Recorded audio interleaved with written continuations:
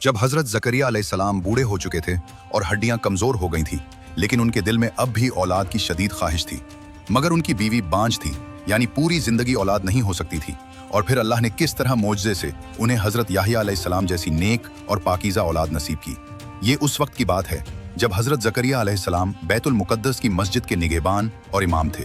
उन्हें बहुत फिक्र थी कि मरने के बाद अल्लाह की इबादत और दीन का काम कौन संभालेगा, क्योंकि उनकी बीवी बूढ़ी और बांझ थी।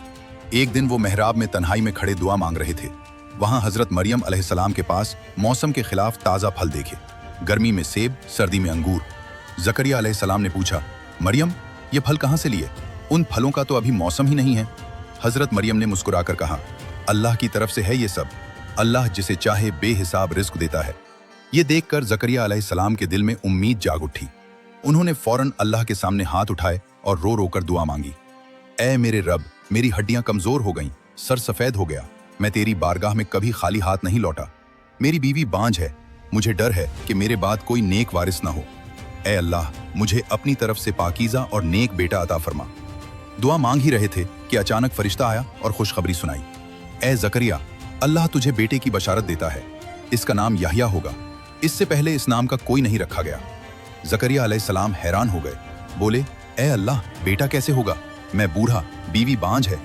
फरिश्ते ने जवाब दिया, तेरा रब फरमाता है कि ये मेरे लिए बहुत आसान है। मैंने तुझे भी तो पहले पैदा किया जब तो कुछ भी न था।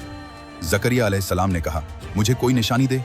अल्लाह ने फरमाया, तेरी निशानी ये है कि तो 3 दिन लोगों से बोल नहीं सकेगा, सिर्फ इशारों से बात करेगा, लेकिन अल्लाह को खूब याद करता रहे, तस्बीह करता रहे। तो 3 दिन तक हजरत जकरिया अलैहिस्सलाम लोगों से सिर्फ इशारों में बात करते रहे, बोल नहीं सकते थे, लेकिन अल्लाह का जिक्र, तस्बीह और दुआ बराबर करते रहे। ये सब बोलकर ही करते थे। 3 दिन गुजरने के बाद उनकी जबान बिल्कुल ठीक हो गई, सब कुछ पहले जैसा नॉर्मल हो गया। कुछ दिनों या महीनों बाद अल्लाह का मुजज़ा हुआ, उनकी बूढ़ी बीवी हामिला हो गई। फिर अल्लाह ने उन्हें एक प्यारा बेटा दिया, जिसका नाम हजरत याहिया अलैहिस्सलाम रखा गया।